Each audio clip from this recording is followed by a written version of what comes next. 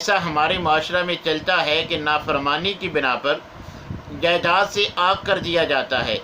شرعی لحاظ سے جو 3 موانع تھے کہ قتل کیا ہو، یا پھر دونوں میں سے کوئی کافر ہو، یا پھر وارث غلام ہو اور جو فوت ہوا وہ آزاد ہو، تب تو اس کو وراثت نہیں مل سکتی۔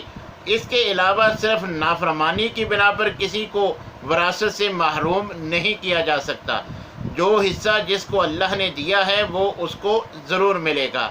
ہاں، اگر اس نے نافرمانی کی ہے تو اس میں ہمارا بھی قصور ہے، تربیت ہماری ہے، مگر اولاد کی نافرمانی پر جو جائیداد سے آگ کرنے کا طریقہ ہے یہ غیر شرعی ہے۔ اللہ تبارک و تعالیٰ نے اولاد کو جو ان کا وراثت میں حق رکھا ہے، اگر باپ کے مرنے پر وہ زندہ رہتے ہیں تو وہ شرعی لحاظ سے ان کو وراثت میں سے اتنا حصہ جو ہے وہ ضرور ملے گا۔ والد کو جائیداد سے آگ کرنے کا شرعی لحاظ سے کوئی اختیار نہیں ہے۔